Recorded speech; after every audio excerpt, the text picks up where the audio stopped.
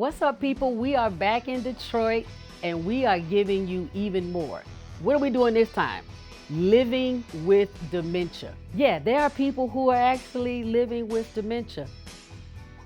And they're living a lot fuller life than most people, give them credit for. So anyway, get ready to be mesmerized and encouraged by what it's like to be diagnosed and then still tackle the world full force, 10 toes down. Because having dementia don't mean you're dead.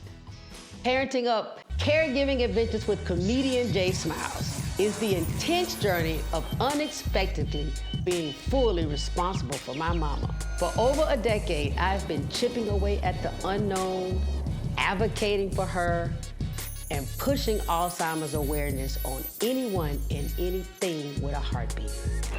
Spoiler alert, this shit is heavy. That's why I started doing comedy, so be ready for the jokes. Caregiver newbies, OGs, and village members just willing to prop up a caregiver, you are in the right place. Hi, this is Zetty. I hope you enjoy my daughter's podcast. Is that okay?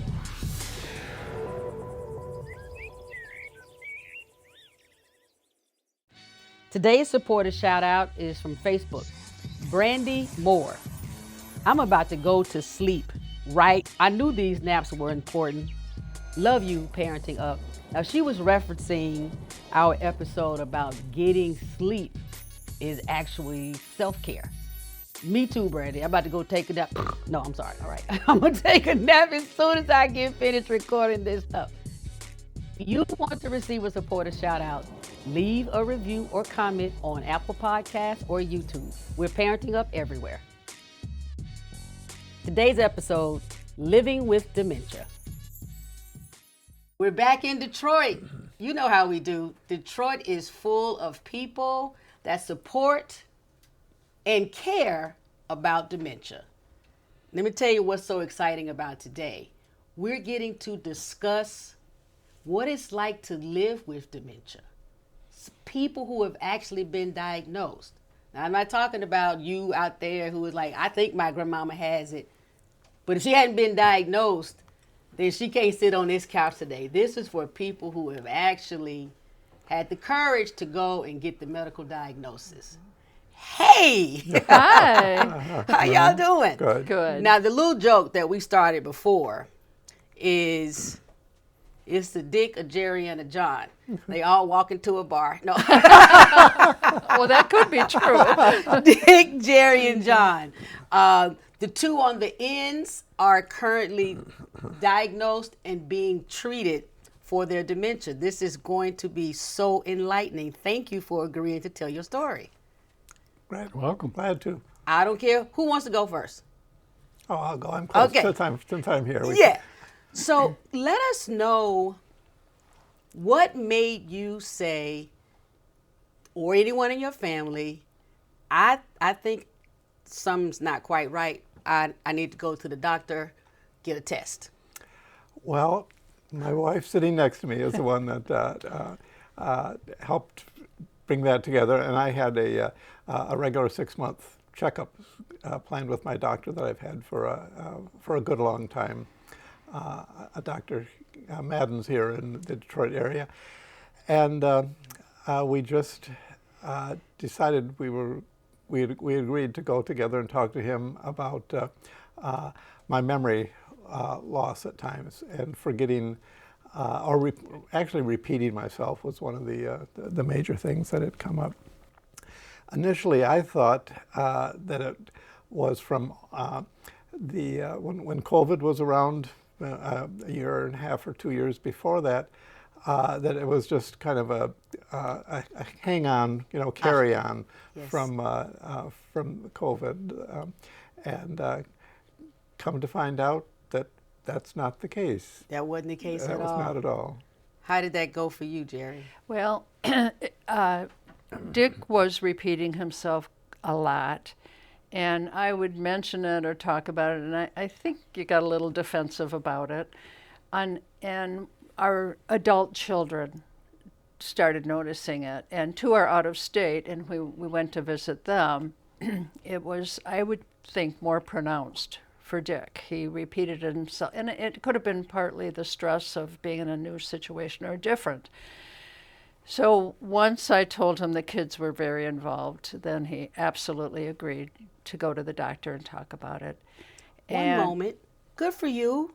Oh, I don't have but one hand. I got to hold this iPad. But yeah, good for you for agreeing. absolutely. Or at least just not fighting, right? Sometimes you're not necessarily agreeing, but the fact that you didn't fight, and I heard when you said when the kids got involved. Right. I often hear if the kids or grandkids, if they ask, often it is received with a little less hesitation. Absolutely. Yeah. Yes. Okay. So the doctor was, and Dick, when Dick mentioned COVID to him, he said, "Oh no, not this far down the line." Right. So he got the ball rolling, and it's been a wonderful ball rolling. It's Okay, been a okay. good experience. When was the diagnosis, if you don't mind me asking? January You're- January of 2025. So Okay. it's been about a year and a half. Okay, this is really fresh. Like Oh, yeah. you're a dementia newborn. You didn't think about that, did you? I never turned to the. I'll tell my kids that. Yeah. So they give them all the bills. Like, hey, I'm a newborn now. You need to take care of all these bills. John, Yes, you are currently living with dementia. I am indeed. Well, my issues that kind of brought on the inquiries to doctors, memory, mostly people Okay. and things, also speech. I did a lot of and so my wife, through 2024, we were having a lot of arguments, and the arguments were of lack of clarity from my speech, me forgetting things, me asking a lot of questions because, like, who's that? Where are we going? That sort of thing. And that really started late 2023. And then it went all the way through 2024. 2025, I had a back surgery, so I was out. I was out of it. But by January of this year, it was time to go see to see my primary care, and she got me into a wonderful neurologist, and we did a lot of testing. Okay. A lot of testing. All the imaging, the blood tests, other tests, various and sundry neurology tests that showed, yes, I indeed have early stage dementia. Was it difficult to go to the doctor, or? Well, was it difficult? Yes. Okay. Did I agree? Just like Dick, it was one of those things that I don't have a very good perspective on this. I agreed that I don't have a very good perspective on this. And I said, what can it hurt? And B, I knew that something was up. My daughter knew that something was up. And my wife was the one who said, we got to do something. And I said, okay. When you said you knew something was up, what does that mean to you?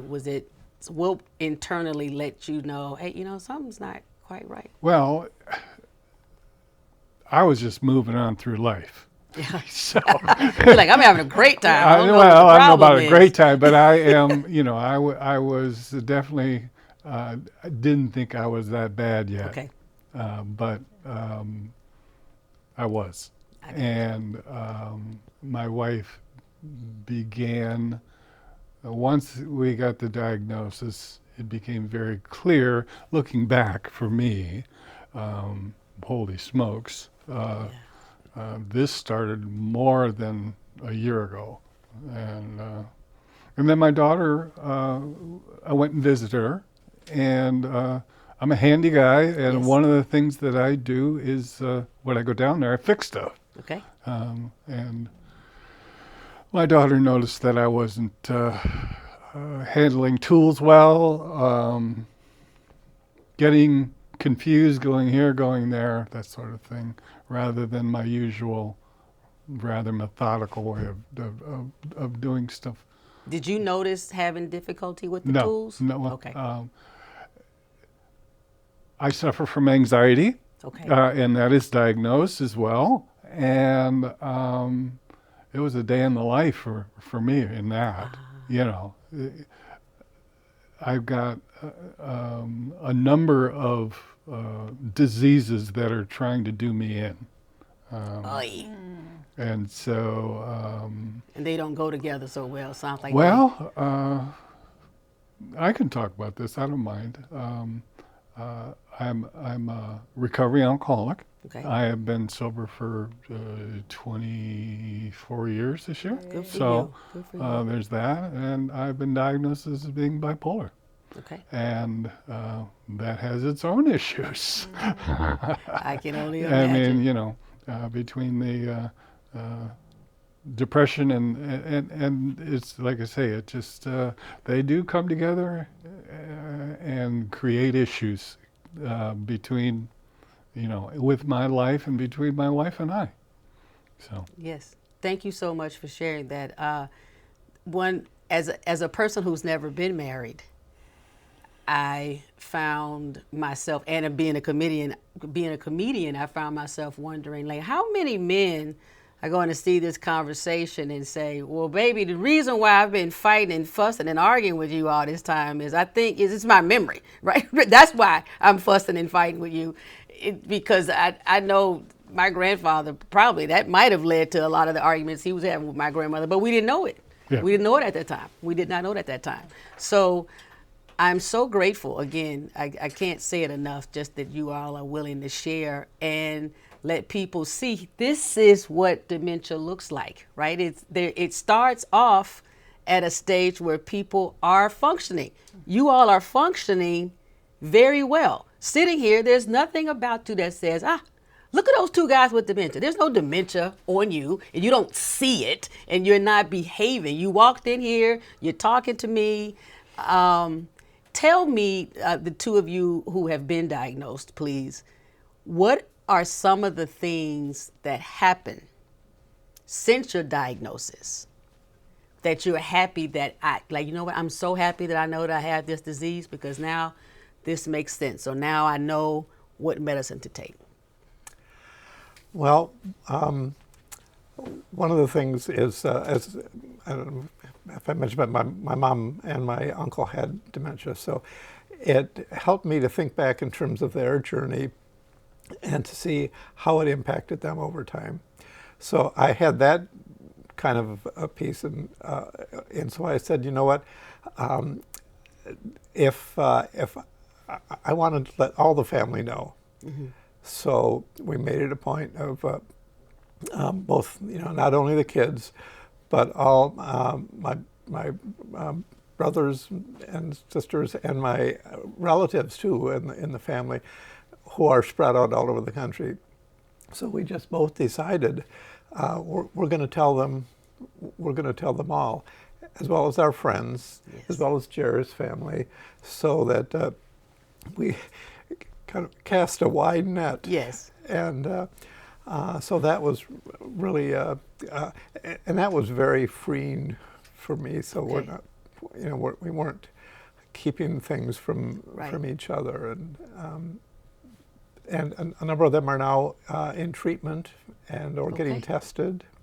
Yes. So that you've actually been an advocate for testing and treatment, and it's now benefiting some of your family. That's right, yeah, amazing. Especially with early diagnosis. Yes. We were so fortunate okay, that Dick was diagnosed very early on.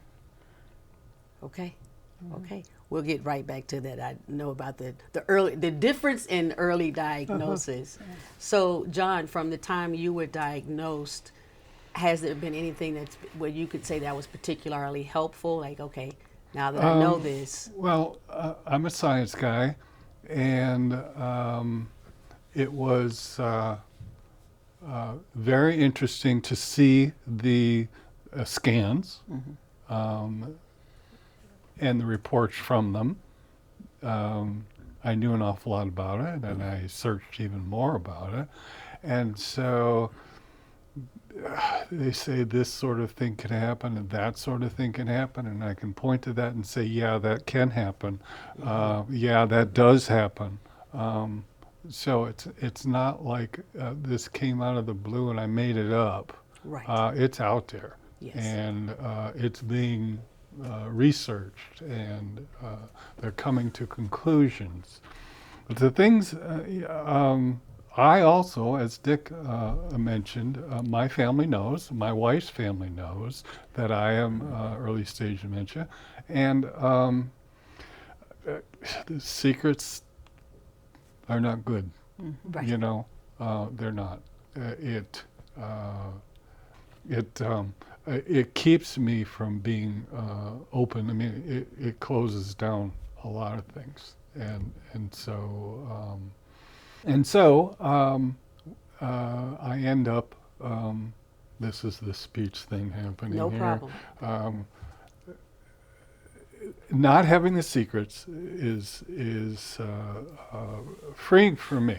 Yes. And I have, I mean, on a weekly basis, due to the meetings I go to and that sort of thing, I see 300 people. Wow. And out of those 300 people, I know 100 of them.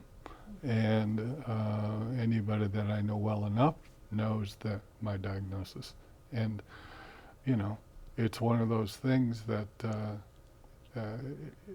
it was important to me that they know when I don't. I mean, I've known these people for over 20 years, some of them, and if I don't know their name, which happens, someone I've known for 20 years sits down next to me. Hi, John. I can't say hi. I can say hi, but I can't say hi, your name. And you know, that's hard. Yes. That's real hard. That's hard. But now that you had the courage, to me, it's courageous to share that you got this diagnosis, and then now the people who are around you will understand prayerfully why you may not say their name, and they may not be so off-putting or awkward for them. What registered for me in what you both just shared is you used the word freeing, that actually letting people that you know or love or family members be aware was really freeing. And I think that's a powerful story for us to share with the community, that this, you know, it's the world. We have family secrets. This is not a thing that should be a secret. Another thing that's not a secret is both of you gentlemen are currently in some form of Alzheimer's treatment. I believe you are doing the infusions. Yes. Can you share with us about that? Because some people are scared of that. Oh. They're so afraid of, like, what is that? What are you putting in my body? Can I backtrack just a minute Yeah. for just a second? I just want to say that Dick initially said, well, there's nothing to be ashamed of about this. And even now, some people will come and talk to me and ask, oh, how's Dick doing? Almost secretively. Yes. And I will immediately try to say, here's Dick, let's ask him. Yes, ask because him. people Good for still you. have that feeling that, well, I don't want to offend him, or I don't want to hurt his feelings. And that's not an issue. It's certainly for Dick, and it sounds like for you too, John. It's okay. Yeah. We can talk about this right in Right. the open. And it's better. It's Oh, I think it's better to absolutely. talk So about it. back Yeah. to the treatment. Thank you for that. Well, when I really trust my primary care doctor. It's a big deal. Yeah, and Jared was with me too. So Yes. we both agreed, and he right away recommended, if I can say, the Mind Clinic here in Yes. Metro Detroit. and specifically Dr. Fellows, who was the lead neurologist there at that clinic. So that was great because I trust Dr. Maddens. So we went there to that clinic and had very thorough testing, and they kept us informed all the way. It was not we know, and we're not telling you. They told us the whole story and stuff. So there was even one of the scans that was done had a certain thing on my brain that just the doctor had never seen anything like that. So he sent me to a neurologist at Beaumont, Corwell Health System, and then he referred me to University of Michigan, had the best diagnostic and tools available. So they did a PET scan, and so then I picked up the stuff on the PET scan information. I hand carried it over to the doctor at Beaumont, and Jer and I were there to see him, and he came out and said, this is nothing. Really? Yes. Well, there was the one spot. The one spot. Treatment. That was all they were looking at, because Dr. Fellows wanted to make sure that there was not another something issue else with going it. on. So he said, "I'll tell Dr. Fellows, you probably had that piece on your brain since you were born." And that wasn't a part of the dementia. And they were concerned that initially that he may not have been a candidate for the treatment if this were something bigger or an issue. Yeah. So that's why that was important. Yeah, that was it was very much. But he said, you've had that from birth, so I don't think we can count that. We can count that out. We can cross that off and still do the treatment. Right. So so that was a very freeing thing. First off, that the doctors communicated with each other. Yes. And that they were very open in terms of the feedback, and they trusted each other's expertise. So that was a really a good part to see. I appreciated that. And so then from there we began to take a look in terms of what kind of the medication options. So the treatment. These big infusion treatments. If you let the internet say it, they're putting aliens in your body. Yes. What can you describe? What is it? Is it a needle? You sitting in a machine? You drink a liquid? Okay. The infusion is put into your vein in your hand. Now you can look there and you cannot see. I don't see anything. that I've had 18 John, of them. 18 of them. All right, you say so. I don't say anything. There's nothing. And I look at it, and I look at 10 minutes after I've had it, I say, where did they have it? Kind of thing. So anyway, the expertise that the clinical staff have in doing the infusion was very, very comforting. They have a set routine and they follow it, but they do it in a very positive, supportive kind of way. So that really is a plus. Now, there's a choice of 2 medications currently, infusions. Okay. And I chose Kisunla because it's only once a month. And we like to travel. So I said, so do I. I said, we can travel, we can spend our 3 and 4 week vacations or travel in between infusions. Yes. So that's, you hear this? There's life with dementia. Exactly. There's life with dementia. This is so freeing. Okay, I'm going to use the group word. This is so freeing to hear, and for the community to know. It is not, because for so many people they kind of viewed it as almost an immediate death diagnosis. And the earlier you acknowledge the symptoms, get diagnosed, possibly you are able to have some treatments, and then you be traveling in between. How have your treatments gone, John? I am not being treated at all. Okay. The main reason being is I have no signs of dementia. I'm sorry, Alzheimer's. I don't have the plaques. I don't have the tau tangles. So the question is, what do I have? That's a good question. And that's a good question. And my neurologist, I know she's working very hard, meaning she's trying to find out what this is. And through a couple of scans that I had, they can point to two things that show, well, that's why, and that's why, in terms of, what the brain looks like. And at this time, there are no treatments for it.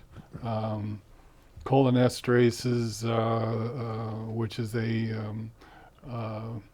nerve communication substance, between nerves, that is not something that's going to work for me. Okay. And the infusion, because I don't have Alzheimer's nor the plaques, will not work for me. That's right. And so it's a little frustrating in that, I'm hanging here, so to speak. I kind of feel that way. Yeah. Where's the action? Right. You guys are still digging and searching. Well, the action is, do something, meaning keep moving. I just took a very long, nice trip. I retired in 2020, and due to health things in it, I finally got to take my retirement trip this year. And congratulations! Yeah. And so, 6 years later, but it was a wonderful time, and I'm glad I was able to enjoy it, and be with my wife to be able to enjoy it. So it's a little frustrating for me. I sure would like to know if there's anything that can be done beyond what it is that I'm doing. I mean, like I say, the main objective is being social. Yes. And secondly, I have some appointments upcoming dealing with my speech. Okay. Working with a speech pathologist, and trying to iron that out a little bit. It's frustrating to me. It's frustrating for my wife. It's frustrating for the people that that know me. That this speech thing isn't. It's difficult to communicate. Right. Let's put it that way. Right. It's promising to hear that your doctor is continuing to investigate and try to determine where within the dementia tree, so to speak, your symptoms may align. And as we kind of prepare to wrap up this conversation, something that I really would appreciate you all sharing with everyone is, what is a thing or two that has changed about your daily life? I can't think of anything that I don't do right now. Okay. That's what I was hoping for. Okay. Well, I still struggle with new names and remembering them. And actually, I thought about it. I was an administrator in mental health area, and I would go to meetings, and we would meet 12 new people at the table, but when we were going to be meeting regularly, and so I would go back and I would write each of the names down because I couldn't remember. There was Charlie and Sam and Bill and Mary, and so I would do that because I just didn't have a photographic type of memory.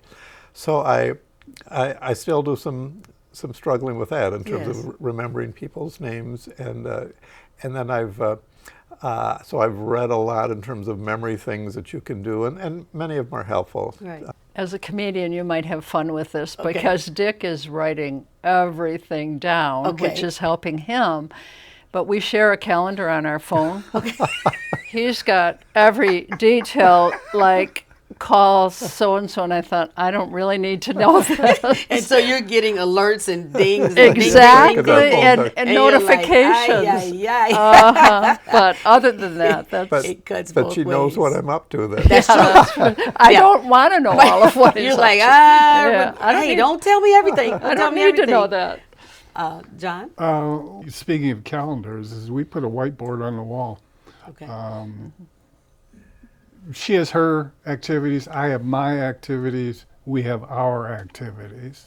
And I was very often, what are we doing today? Oh, did I tell you? Oh, did I tell you? Oh, did I tell you? And she says, yes, this is the 5th time. And so I don't have to do that. I can walk over to our whiteboard with the calendar on and it says, oh, she's going out to lunch with a friend. Okay, great. That means I know that, I don't have to ask her, I don't have to bother her. Right. Meaning, interrupt her day for a question that can be answered by the looking board. at the board. Yeah. And I'm still driving. But one of the things we did was, and I agreed to it, and I'm going to be the first person that says, here's the keys. Okay. When I can't do that anymore. I have no issue with that. But anyway, I still drive, but we cut my radius down to about 10 miles. Okay. That way, if I get in trouble, I'm close enough. Close enough to home, right? Yeah, They see your so driver's that- license and yeah, they know yeah. kind of how to get you back Yeah, to a safe yeah, space. And I've just tried to organize my life, in certain ways, and I do make a lot of lists. Like I went camping with my son last week and had a wonderful time, but the lists to put, what I got to bring and Yes. that sort of thing was extensive. And cooking, I do cook reasonably often, and I have to set everything on the counter as I'm going, look at the recipe, whatever, Right. or what I recall, put it on the counter in order so that it doesn't A, get forgotten to put in, or B, it turns out right. That it is something that we can eat. Yeah. That wouldn't be a bad idea for me to do either, Me just too. to put all the ingredients on the counter in order Yeah. so that the recipe has a better chance of coming out right. So what I'm taking away from that is it seems like both of you in your homes have put together new systems of organization or of patterns that will help you and your family members kind of manage this thing. And that's amazing how self-reliant and how much initiative that shows. Everything you all have described really, in my opinion, rips the cover off of the myth or the fear or the darkness of what dementia, what is it?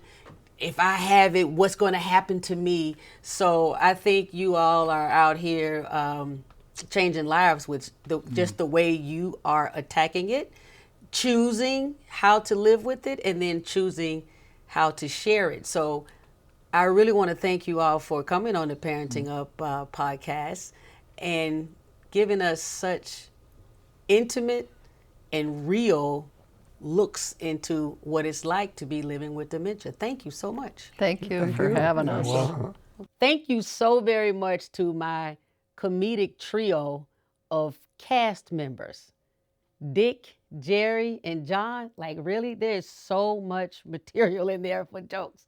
I really appreciated having them in studio and talking about living with dementia. Now, get ready. We're about to have some conversations with members of the National Council of Dementia Minds. Yes, there are people living with dementia that are about to get on a computer virtually and talk to me about it. Y'all, dementia don't mean death. Hello, hello, hello. How's everybody doing? We are back in Detroit. Well, kind of. With some people in Michigan, there's some people in Georgia. The point is, we have gathered today to continue talking about living with dementia. And we got some people who really wanted to share their stories. They were in other locations, but we made it happen through the power of technology. How is everyone doing? Doing well. We are doing good. Fantastic. Thank you so much. So, you all are a part of a group called Dementia Minds, and it is a national group where it was founded by and supported by people who are actually living with dementia.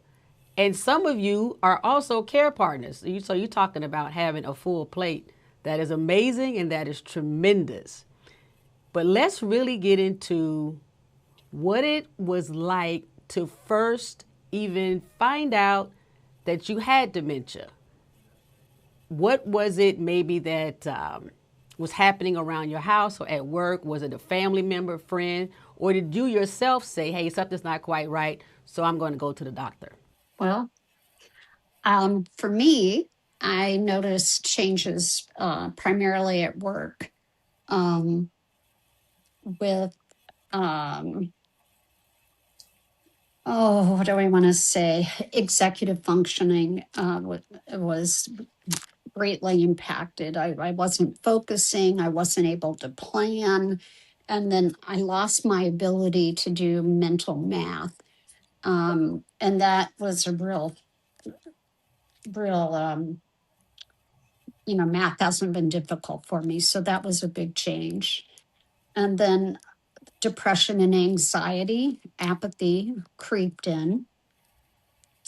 I noticed that I had a tremor and was really struggling to find my words. It really became so problematic that I couldn't really formulate a sentence. And then I think the real key that got everybody's attention was, I had been acting out my dreams and having very vivid dreams, but then I I slugged my then husband in the chest, really pretty good, 3 times, right smack in the chest, and that got everybody's attention. Whoa, that got my attention now, and it didn't just happen. You're just recounting the story. Well, we know that REM sleep disorder is a precursor. It's about 80 to 90% of people who have REM sleep disorder. In other words, they're not paralyzed during sleep like you're supposed to be. Um, Go on to develop some type of alpha synuclein disease, and that's in the Lewy body diseases. So that was a key indicator. So you were technically asleep when you punched your then husband. Yes. Now some people question that, but one person said that wasn't a nightmare. That was a dream come true. And another person said, "Were you really asleep?" That was my therapist, actually. Um, but yes. So I will always encourage people who are acting out their dreams to make sure they get a sleep study by the appropriate people, not just for pulmonary. You need to have a neuro type of Yes, sleep yes, study. yes, yes. Dr. Arnold, what was it that let you or someone around you know you might need to go get some tests done? It was until to a point I couldn't compensate for things. I noticed some difference probably 2 years, if not more, before my diagnosis. I really called it on myself because I was not functioning well at the office or at the hospital, couldn't do things that I used to do easily. And then came the questions from my wife and my office staff of what was going on because things I used to do quickly, I was either ignoring or it was taking me a long time to do.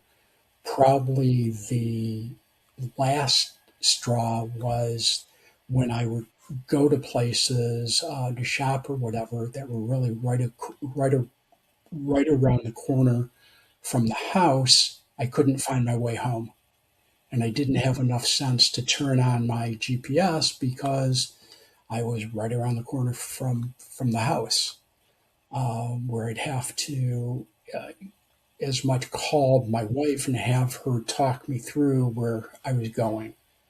Like Chrisanne, I first lost my executive function, where I used to be able to run down a whole page of numbers or dollars. I'd be within cents of what my accountant would come up with, and that has gone away. I've had to give up many of the tasks that I did to my wife, who was fortunately able to do them and take them over. But that was really hard to do, and diagnosis threw me into a deep depression. I didn't really want to accept it. I lost the ability to work. I lost my identity, lost my purpose. What did you do for a living, Doc? I was a podiatric foot and ankle specialist, mixed profession of general foot and ankle care and surgical foot and ankle care. Okay. Okay, thank you so much for sharing. Also, same with you, Chrisanne. Monica, please let us know, what was it that got you to go get some tests done? What was happening? As I mentioned before, I was a high school special needs teacher. And one of the things that we'd have to do is like read tests aloud to students. And I find myself having trouble staying on the line. I would lose myself on a page. And eventually I just started reading with a ruler and really didn't think too much of it. But I had the same problem when it was time to take attendance because I had to stay on the line. And it would take an extremely long time to take attendance because I was marking the wrong students absent and stuff. So I had to double and triple check. And so I didn't think a whole lot about it. But then one day I noticed that I had all these sticky notes on my desk. So I was like heavily relying on memory aids. And I was having trouble with multitasking. I would get very easily agitated, easily overwhelmed, and also had trouble paying bills. And math has always been my strength. I've paid bills since I moved out at 18. So those were most of the things that had me, get checked out. That I'm finding a commonality between the three of you is that you personally recognized that some things were different. And independent of whether someone else in your life pointed it out to you, you had your own markers and indicators. And then I want to just congratulate you for being courageous enough to not ignore it and to go and talk to some healthcare professionals to try to dig into it. So let's chat just a little bit about what the process of diagnosis was like. Who did you get to it right away? Was it a struggle to find a neurologist or the right types of tests? It's difficult. And I think I can say that for almost anybody I've met that has any type of brain change. Um, and I'm trying to think, I think I saw 3 neurologists, 3 psychologists, and 2 sleep doctors before I finally got to the right place. And all of them were centers of excellence um, for neurodegeneration. And I think that speaks to the difficulty. And I think oftentimes we don't look at what the patient's or the person's baseline was. So even though I could still function, I wasn't functioning like I normally did. And of course there's fluctuations. So one day you're doing okay and the next day you're not. And I will say that I think that makes it more difficult for the neurologist or the specialist to, try to diagnose us. Monica, you were sharing with us off camera that you've had maybe you've actually been diagnosed with multiple different types of dementia or impairments. Tell us Well, how that has been going. um, first I had migraines for years. So when I first started being concerned, I would mention to my neurologist that I was concerned about my cognition, and he assured me that he didn't think anything was wrong. And so we would have this conversation for a couple of years, and so eventually he did send me to a memory place, to be tested, and then that's when they said that I have mild cognitive impairment. And so, I went with that diagnosis for several years. Meanwhile, things are progressively getting worse. So then I went to a university hospital. Well, actually, I think no, I had a neuropsychology test, and so that person said that it was probably frontal temporal dementia. And then I went to a university hospital, and I had a PET scan, and it confirmed frontal temporal dementia. And so, I was encouraged to just leave my teaching career at that time. And so the following year, when they repeated the PET scan, it did not indicate frontal temporal dementia. So they said, "Well, you're probably just depressed." And Wait, they I'm sorry. thought it Hold was. on. Wait a minute, Monica. They reversed. This sounds like a bad call in a sporting event. Like they reversed the call. What the whole heck? But it's not uncommon. I'm finding that in these support groups, it's really not that uncommon. So said no, and they thought this was the best news ever. They said you're just depressed, and it would have been great news if I felt depressed or if my symptoms had gone away. Just because the PET scan changed don't mean that my symptoms had changed. So, they said come back next year.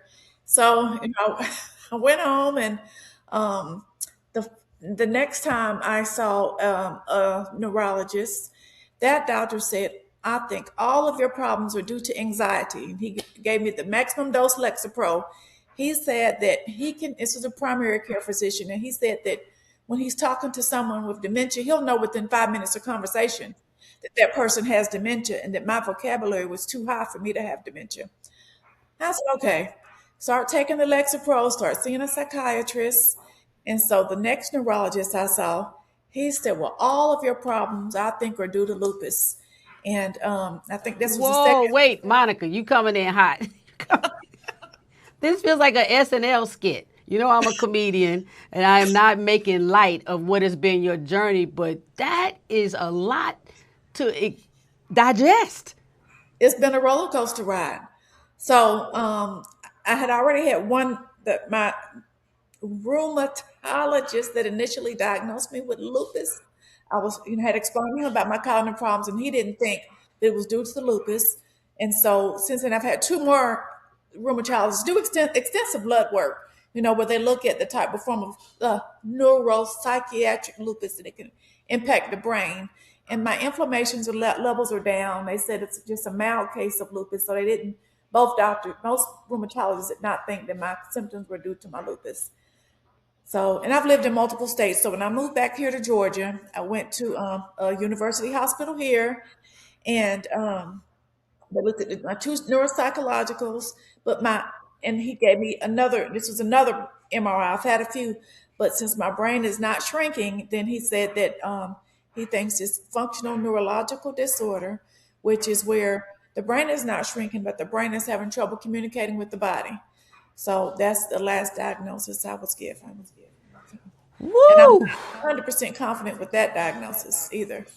I, you have very good reason to be suspect on the diagnoses. Thank you so much. What a schlep to have to go through. That is, I'm awful that you have been and are continuing to experience that. All right, Doc. Some of the things that I had was similar to Monica. I think all of us kind of called the ball on ourselves. We knew there was something wrong, got to the point we couldn't compensate, started seeing health care. I started with my primary care physician, who said, "Oh, you're just tired and depressed. You need to take time off from your practice," of which I kind of laughed about because I asked him when was the last time he took any time off from his practice. After my wife chimed in saying, no, it's not that. We're seeing a functional problem. He referred me to a neuropsychologist that was in their healthcare system. And when we called, they said, oh, we can get you in 6 months. Michelle wasn't willing to accept that. And we tried to get into a neuropsychologist outside their system. And Michelle started calling them every day saying, do you have a spot open? Do you have a spot open? Put us on your cancel list. And whenever you get a spot open, call me and I will be there. I finally went for neurocognitive testing, which was torturesome because it was a 6 to 8 hour paper and pencil test. And as you did it, you knew that you were screwing up on it, but you couldn't do anything to backtrack. Mine was at one time I was sitting there and there was a math portion, and I was using my hand to kind of count. And the examiner reached over and slapped my hand and said, you can't do that. And I'm going, that's part of my functionality. She said, no, that's part of your. I was then sent to a neurologist who did some testing and said, yep, you've got mild cognitive impairment with early onset dementia. And of course, that hit hard. And what has to be noted is that a person can show up negative on all the tests, whether it's paper and pencil, PET scan, MRI, and still have dementia or some form of dementia. So because of what I did, the doctors put me on permanent disability. Well, I had insurance for it. And when I went to make a claim, they put me back through the neurocognitive testing. And once again, the doctor said to me, well, you just have depression. And I told him I wasn't depressed until I was sitting in front of you with this diagnosis. And my wife saw me just starting to climb the wall or climbing over the desk to beat the crap out of him. And No, when but that's real, Doc. I think that's your response was, I think that should have been expected, or at least it doesn't seem unreasonable to me. Let me say that. Now, I've obviously been my mom's care partner for about 15 years, and I would say about 70% of the testing that you all described, she did experience on some level, maybe not repeated, because I then had to call it. Well, I chose to call it because she was too far along to herself say, this test isn't helping me or I'm not following along. I could tell where she was not doing well or that it was basically going to be a futile exercise. The amount of effort each of you has already put into your health and wellness is extraordinary. I love the fact that Dementia Minds, the organization, chose to put dementia right the first word, because it's saying, hey, we have minds that have dementia, yet we're still living.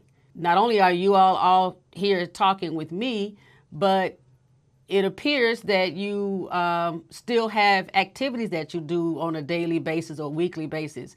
Monica, what are some of the things that you do, like a day in the life of Monica, that still happens even with your brain change?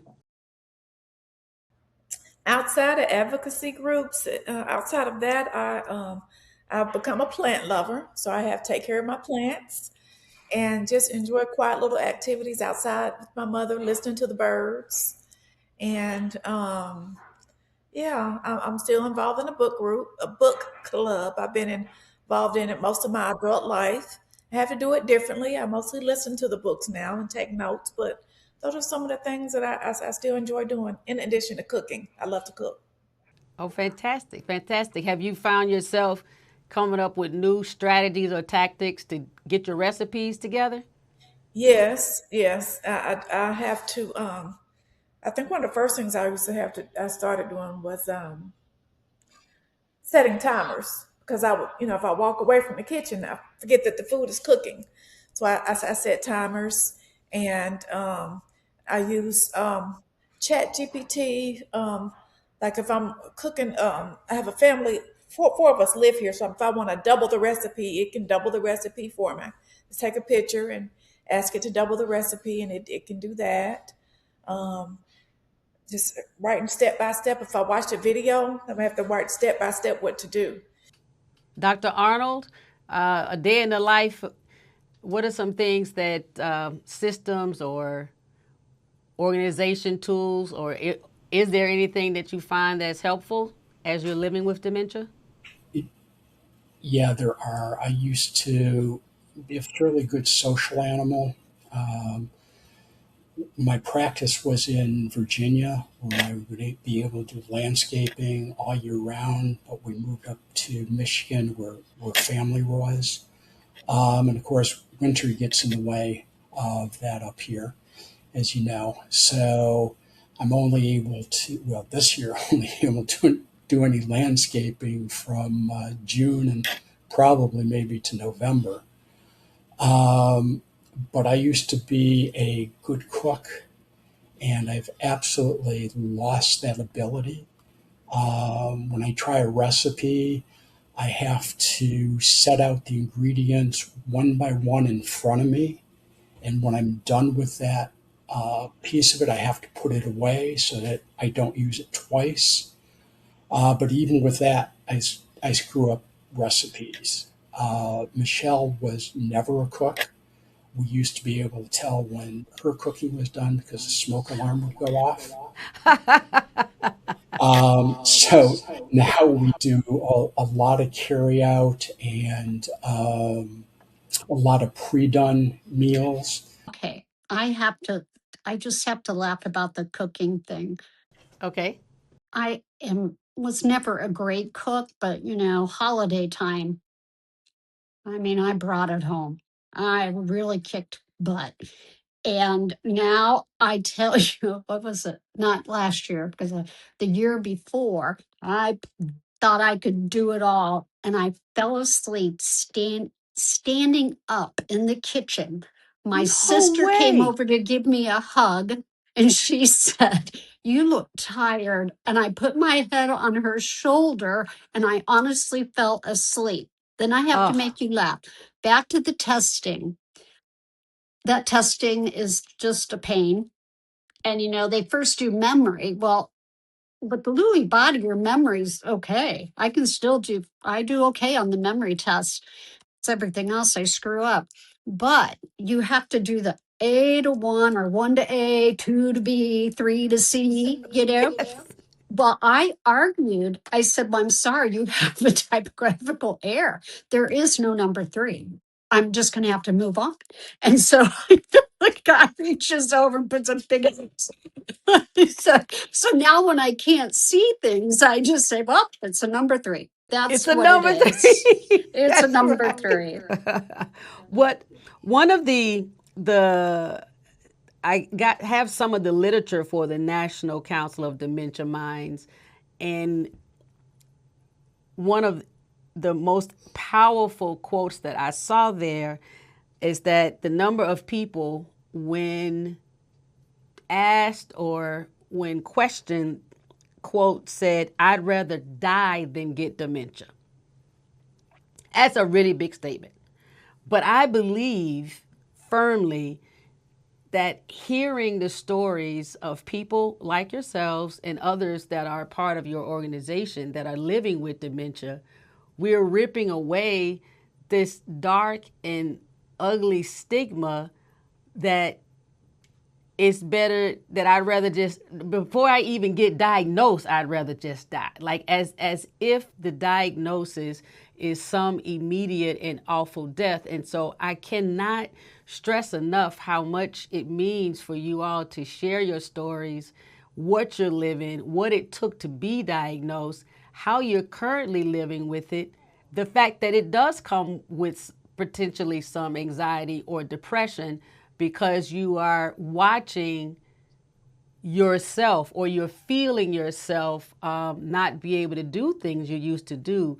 And there's a sense of loss that you're holding space for. I'm hopeful that the more and more people in the community will come to understand what dementia looks like, that there is life with dementia, and that if we share and tell our individual truths, maybe we can get to a cure quicker because we'll know more people who know how to help us attack it. And I would like one of you, I'm not going to pick on anyone, but I would like one of you to share one thing that could be hopeful to someone who is trying to decide if they want to go get the test done or trying to make a step to dig into what's happening with me and should I find out if I have dementia? I'd rather just not know and just, kind of fade away because you're going to die from something anyway. I hear that a lot in the South. There are a number of factors, for myself, and I think all three of us, we compensated until we could not anymore. We couldn't hide it. Fortunately, or maybe unfortunately now, there are many new tests that let diagnosis come much earlier. The question becomes behind that, if you're diagnosed much earlier, what do you do with that, since there may now, within the last, 2-3 years, Chris Ann, some new treatments that have come out, but they're only used for very early. So, we're still fighting to bust the stigma of the diagnosis. People need to have an idea before it gets really full blown. Knowledge is power. And dementia is becoming a chronic illness, and people can get better with the right symptom management. My scans remain normal for 7 years. They just now have started to change. So, and getting involved in clinical trials, even if they're just observational, you can learn so much. Agreed. Knowledge is power. Knowing is better. So I'm going to give all of you a big virtual hug. Like I said, I'm originally a Southerner. I'm real touchy-feely. So this is me reaching out and touching. Okay, I'm not feeling you in a way that would be inappropriate. Okay? So I'm just touching and giving a hug, and I'm rocking in a way that you would do to a new person at church. The snuggle up. Yo, there is life with dementia. The best thing that I heard is be honest with yourself. You can tell and you know if changes are happening. It's more than you can't find your keys. It's more than you don't remember somebody's name at work. When you are compensating so much that you can't get things done that you've been doing for years, try not to let denial and frustration or lack of sleep be the excuses that you give.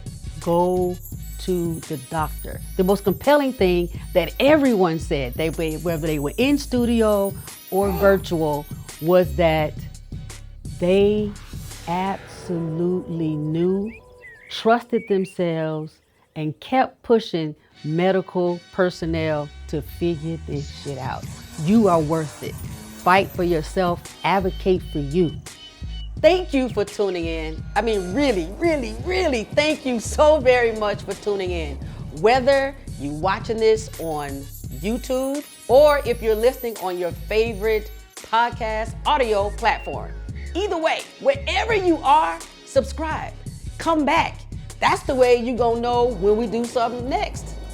Y'all know how it is. I'm Jay Smiles. I might just drop something hot in the middle of the night.